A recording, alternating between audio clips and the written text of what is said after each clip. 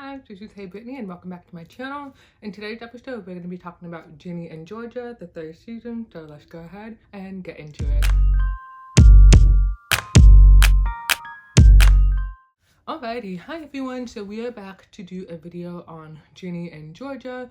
I watched this most recent season about maybe 2 or 3 weeks ago, and I don't know why it's taking me forever to do a video, but I do have time to do it now. So I just wanted to go ahead and knock this episode out. So again, this is for my Binge Watch Britney podcast series, and additionally I have glasses on because I did have pink eye over the weekend, so we are still not putting our contacts in.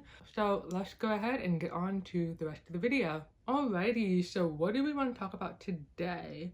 I was very excited to watch this season because I know that we ended the previous season, season 2 I believe, with Georgia getting arrested, and then we have no idea what is going to happen from there. She obviously got arrested at her wedding, and so this is going to create issues for her and Paul. So starting this season, I was not very into Georgia's voice for whatever reason. I noticed it in season 1 and season 2, but for some reason in season 3 it just seemed more exaggerated and more dramatic and more noticeable. There were times when she was talking and it just felt like, oh my gosh, okay, you're overdoing the southern accent at this point, because I feel like she did get it spot on at certain times, but then there were times where it just felt like she was overdoing it. And so for whatever reason, that just stuck out more to me in season 3. But generally speaking, I did like her voice because it is distinct, it is southern, and it reflects the type of environment that Georgia grew up, where she would have grown up and all of that stuff. So having a southern accent doesn't bother me whatsoever. It's just the way that it was almost caricatured when she was doing it, if that makes sense. So that's just me. That's something that I noticed. It may not have been noticeable to other people. That's totally fine, but I did just want to call that out in this video. Okay, so moving on to Max. I talked about her in my first video.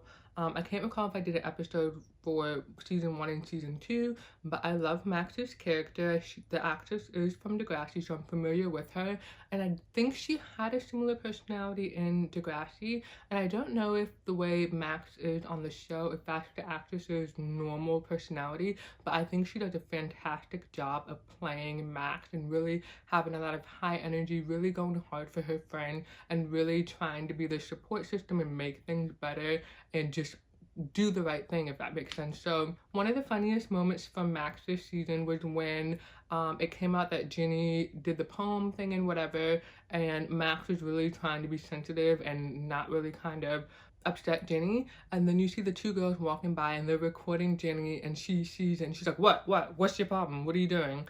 So I really like how she just took up for her friend and protected her, because you do see the group kind of falling out a little bit because they all feel weird about what's happening. Some of them think, you know, Ginny's a good person, her mom's not a bad person, blah blah blah, and then other people think that Georgia is bad and that Ginny by extension is bad, because I can't remember the friend's name, but she was the one from Degrassi as well, and the girl who Nora. Okay, so the person I'm talking about is Nora. But anyway, Nora was the one who was on the fence and she wasn't sure about how to interact with Ginny because her mom was friends with Tom.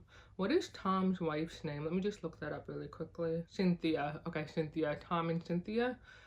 So anyway, we have Max, getting back to my point, we have Max really stepping up for her friends and being there for them when they need her, and we do see that she does not get that same support in return, especially with all of the stuff that is going on with her brother. Speaking of her brother, Marcus, so we know that Marcus is really struggling. I can't recall what his condition is, but he has depression basically, and he has these moments where he just acts out. He doesn't really care about anything, and because of that, Max feels like she has to make up for wherever Marcus is falling short. And so we really see that this season, where she's kind of just expressing the toll that it takes on her to be perfect all the time, to be good all of the time. And so I thought that we saw a good balance of Max really being that high energy, everything's perfect, I'm so fun, I'm so silly, whatever, having that energy, to really seeing the downside of always having to be that high energy person while still dealing with some very real and potentially traumatic situations regarding her brother. And we see that more so when she has that play that she performs. So she's the lead in the play. She's singing, she's having a argument with her girlfriend, having an argument with her ex-girlfriend. She's dealing with the fact that her brother is drinking. He showed up to the play drinking because he disguised his alcohol in a water bottle or whatever, and so she knows that he is drinking. She's worried about him because she's dating somebody. I think the girl's name is Skylar. I'm not 100% sure, but Skylar, if that's the correct name, she is really not doing anything to help Marcus. She seems like she's enabling him, and she doesn't think it is as big of a deal as it is. And so that frustrated me about her, because I feel like Max should be with somebody different who understands her a little bit better and is going to be more reactive to what's clearly going on with her friend and what's clearly not a good situation. And so we see this moment where we know at this point that Max is aware that her brother is drinking when he's not supposed to be, and he's relapsing basically and slipping back into his bad ways. And so we see her with Marcus and their parents, and she tells her parents, their parents, hey, he's drinking, he's not doing good, blah, blah, blah.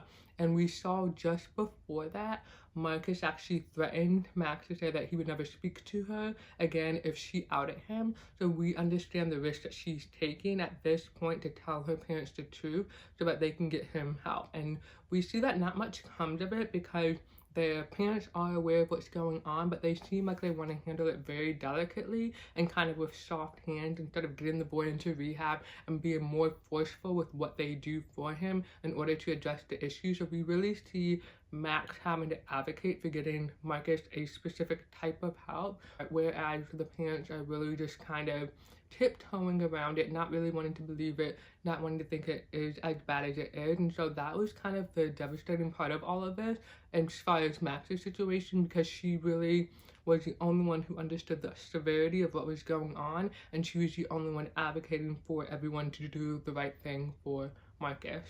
Alrighty, moving on, I want to talk about Georgia and her court case. So I know that there's this term of mother out there, like queen mother, whatever, and I guess it's a compliment that is given to women when they do something iconic or fashionable, whatever, because I've seen that attributed to Meredith Marks from Real Housewives of Salt Lake City. And so we have Georgia going through her trial, and she showed up in a very Legally Blonde-esque type of outfit to really kind of get the attention on her, try to do everything she can to advocate for herself. And so I did not like some of her outfits. I felt like she was stepping into these moments where she was doing a caricature of herself in these moments. So I did not like all of the outfits that she wore, because I felt like it was just kind of her not taking the thing seriously versus just her trying to dress up and kind of impress people and give off a certain image, like, hey, you know, I'm this ditzy housewife, I don't know anything, I can't be guilty of this. That's the energy she's trying to give off, and I felt like she just overdid it. But I also understand that for the people who were looking and watching all of this going down, they were really fascinated by how she was dressing to go to court. And this moment of the show, when she's going through her court cases, we see Ginny dealing with like the paparazzi and the reporters and the people taking pictures and really trying to get whatever tidbit they can from the family. This almost made me feel like a crime show on Netflix. It seemed it completely changed energy, and it seemed like we were watching a different show that was more intense, more focused on this horrible crime that happened and kind of solving it. And so I really liked how they were able to dip into that energy and kind of show that intensity and those heightened emotions of what is happening, instead of kind of keeping that surfacey kind of lighter energy that the show normally had, even though they've covered heavy topics in prior episodes and in past seasons. So the next thing I want to talk about is Ginny's poetry class. So we know that Zion signed Ginny up for poetry lesson. I can't recall why exactly he did this, but I guess he just wanted to give her another outlet for whatever she was dealing with at home. And so we see her go to this poetry class. She first gives a fake name because obviously at this point her mom's situation is obvious, and if she gives her name, people are going to figure out that she's George's daughter. And so she gives a fake name, she reads a poem, and it's an intense poem, and it's basically just talking about her feeling of different situations that she's going through. And we do see her kind of meeting a new guy, and I totally meant to look up his name because I couldn't remember it. Wolf.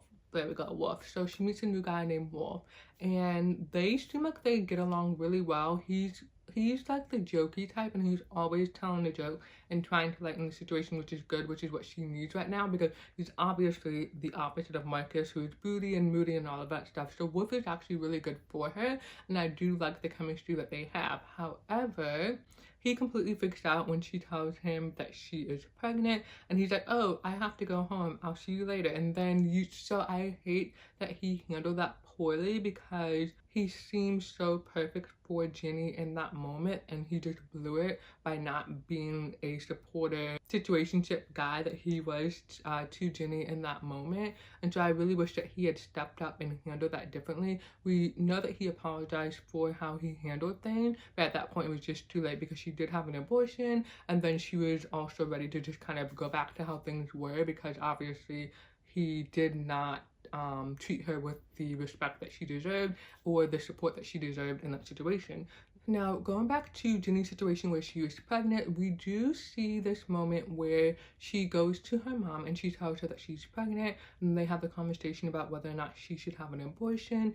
And then she's really trying to get her mom to tell her like what she should do in this situation. And I'm really glad that Georgia tells her like, hey, you know, this has to be your decision. It was my decision to have you. I'm really glad that I did, blah, blah, blah. But you have to make this decision because you're going to live with it. And obviously Ginny chooses to have the abortion. And we didn't really see like the intensity of the situation, because obviously abortions are traumatic, especially if you've read that Britney Spears book where she's talking about this process of having to have the abortion pill and just being in pain in the bathroom and all that stuff. So we didn't see it that intensely, but we did see her being catered to. She had like a heating pad on her stomach. She was laying on the couch. They were really babying her and taking care of her, because obviously she was going through this process to get rid of her baby. And so that was very interesting for them to show in this climate, because we know that this is a hot topic of women not being able to get abortions in certain situations and in certain states and all of that stuff. And so this was good for them to show, because they're showing the implications of making a decision and then kind of what you have to go through after making that decision. And they're also stressing that the mother has to be the one to make that decision, because she has to live with whatever decision she makes.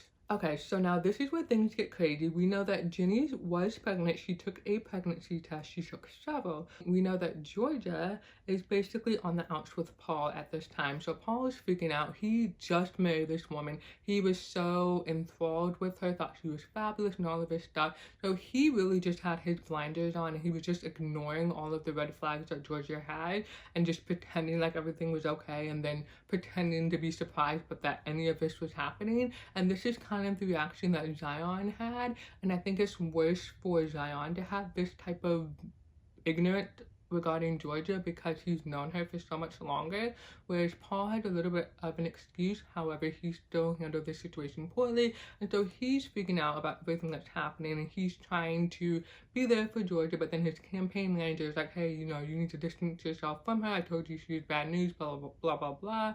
You need to get a divorce. We need to announce that you're not with her, you don't support her, all of this stuff. And so he's really fighting the campaign manager and then trying to be there for Georgia, but then he's just blindsided by all of this different stuff that is coming out, and he feels like he doesn't know Georgia, and so he decides to move out.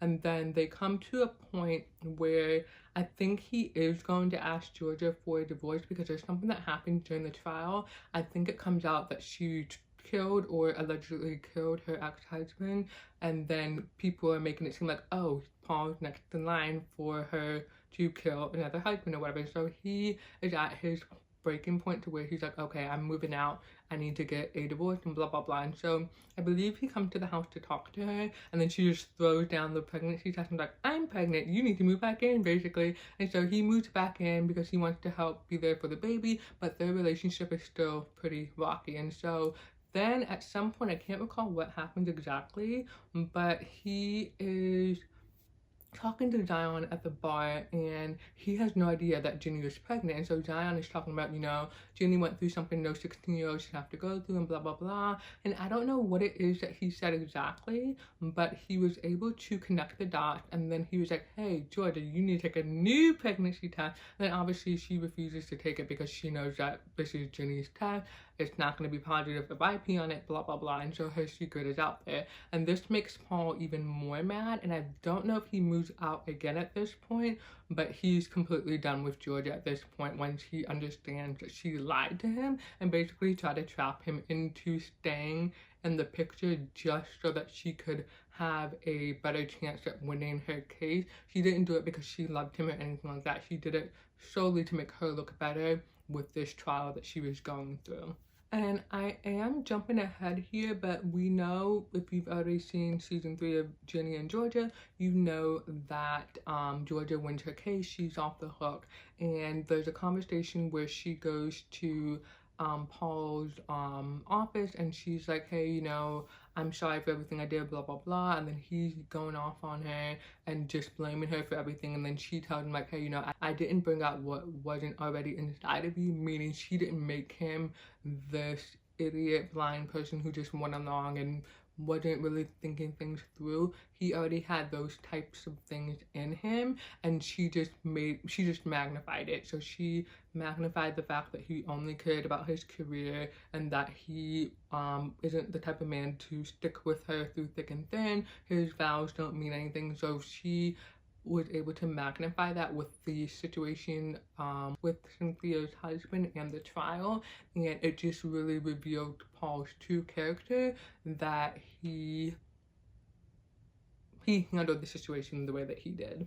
Okay, so moving on to Ginny. So we know that Ginny feels really responsible for everything that is happening to Georgia. This is basically what she was praying and hoping for. She really wanted her mom to get in trouble. She wanted to get away from her mother. She wanted to have a better life for her brother and herself by somehow getting rid of Georgia. So as I mentioned earlier, we had Ginny's poem that going viral. She did it at some kind of like stand-up night, and she's reading this intense poem, and she's basically talking about how awful her mother is. And so I think this came out after her mother was exposed for allegedly having killed her previous ex-husband. And so then we have this poem from Ginny coming out, and then everybody thinks that she's complicit. And so Ginny is really understanding that she put all of this into play by, one, the way that she was talking about her mother, the way she was speaking to her mother, and all of this stuff, and just all of the intention that she was putting out into the atmosphere, that she didn't want to be around her mom anymore. She didn't want to turn into her mom.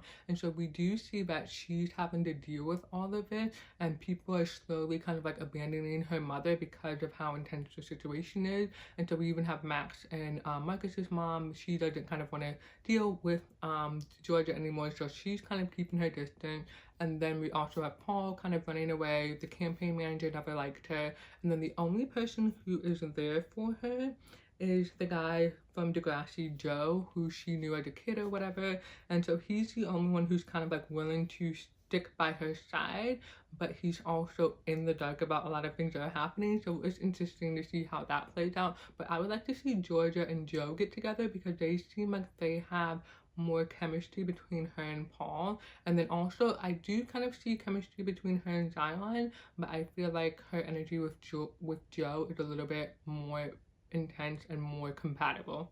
So anyway, regarding Ginny, she does feel really responsible for the situation that she's in with her mom, and we see her going above and beyond to like really be there for her mother, keep her on track. There's a point where they get taken away from Georgia, Ginny and Austin, and we see this moment where Zion teams up with Gail basically to get CPS involved and have the children taken away from Georgia. So we see this dramatic scene where people come into the house and they're asking where the kids are. They have to pack their stuff.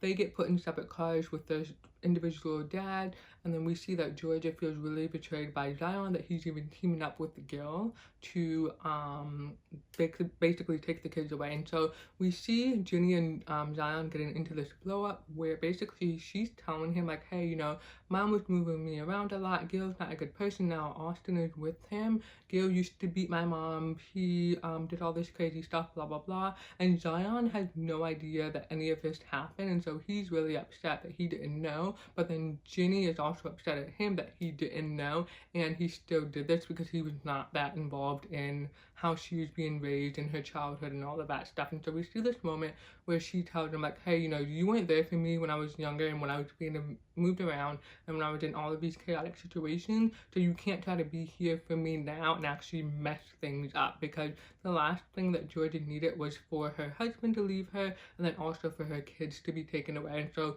Ginny was really focused on making sure that her mother had the best chance of winning her case. And one thing I want to add kind of as a side note, it was really annoying to see Zion's mother come into the picture. We know that she doesn't like Georgia and she thinks that Ginny and Austin should be with their side of the family, and so that was really annoying to have the grandmother come in and kind of try to force them to prepare for what would happen if Georgia were to go to jail. And everyone really thought that Georgia was going to jail, so it was smart for her to make them think about that, but she also was kind of pushing the issue too soon. They weren't really ready to talk about what would happen to the family if Georgia was convicted and sentenced to jail. Now, moving on to my next point, I can't remember everything that happened, but we get to this point where Georgia realizes that she has no chance of winning this trial at all. She's going to jail. She gives up, but then somehow because she is on house arrest during this whole time, and we do see this moment where Ginny intentionally makes her cross the boundaries that she has with her ankle monitor to set it off, and then we see that for whatever reason Georgia realizes that she's not going to win her case, that she has no chance of winning it, and then she starts to pack a bag because she's going to escape. I think she's going to go to Canada, and she tries to flee. Obviously, her ankle monitor might have gone off, and then also she ended up turning herself in, and Ginny is really mad at her because she was willing to leave them to kind of like save herself, and the kids would have been left with their different dads, and then obviously Austin would have been left with Gil. And we do see that Georgia is convinced that Gil won't hurt Austin, which is not true because he's already grabbing on Ginny and being aggressive with her. He would do the same thing to Austin if he provoked him to that point. It's really good that Cynthia was witnessing this energy from Gil, because she really just hated Georgia and did not like her and was siding against her on everything, and she helped block Gil's housing application, but then she's actually seeing these aggressive behaviors from him and she knows that everything is not okay. So I'm really glad that even though she's angry at Georgia, she was willing to step in and help Ginny when she needed it by getting Gil to back off. And lastly, to wrap up what we have happening at the end. So at the end, we know that Ginny is in full throttle mode to get her mother off on whatever is going on. She ends up going to different people and kind of orchestrating things and getting things into place so that her mom has the perfect defense, because what they say from the very beginning is that they just have to make the jury think that somebody else could have done it, even if there was nobody else who could have done it. So they just have to plant that seed of doubt to where they're not 100% sure about convicting her, and that's what they do with this last trial that they have. So we really see Ginny embracing her mother's antics. She goes to Cynthia and she's like, hey, I know that you were sleeping with Joe and that this is a reason or a motive that you could have killed your husband instead of my mother. My mother hasn't used this against you because she doesn't want to take you down, but I have no problem taking you down with her. And so that was a very intense moment, because for one, it looks like Ginny wasn't even looking at Cynthia, like her eyes were glazed over, she looked really evil, and obviously she's really stepping up to the plate to be there for her mother. But I also just felt like it was a completely different Ginny. And then also when we see her in the courtroom, her brother is on the stand and he's asked questions about what happened, and I was actually really confused because when Georgia killed Tom, we saw her lift the pillow, it went to what's his name, Austin, in the cabinet, then it went back to her and she was putting the pillow behind his head. So I actually thought that she didn't kill him, but I guess she did and they just didn't show it. And I guess you were supposed to understand that she killed him based on however Austin was reacting, but I actually thought that she didn't do it and maybe he genuinely just died of natural causes, but people thought it was her because she was the last one around him, and then Cynthia had a grudge kind of with her at that point.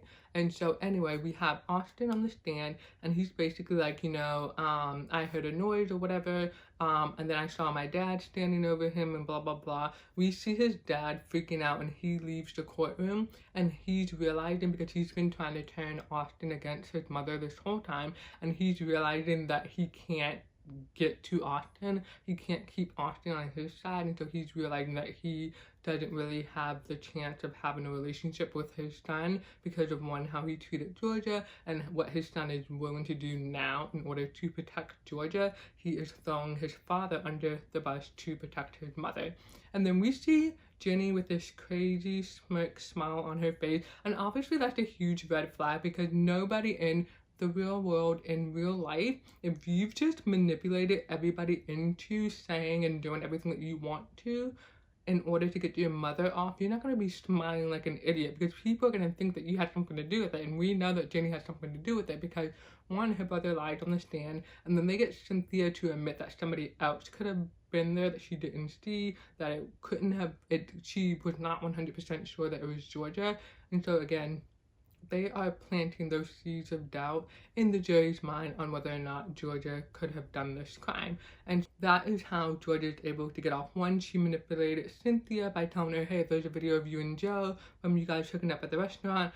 I'm not afraid to take you down with my mom if she goes down. Then she got Austin to lie and said that his dad was involved. And then she also did one other thing. She got her dad's girlfriend to be her mom's lawyer, because Paul stopped paying for the lawyer that he initially hired to take care of Georgia. And so we see that everything fell apart for Georgia, and then Ginny is literally the one putting the pieces back together. And as a result of Ginny doing all of this, this makes Austin not like her, because, one, she kind of turned into her mom, and then, two, she made him choose between his two parents, his dad and his mom.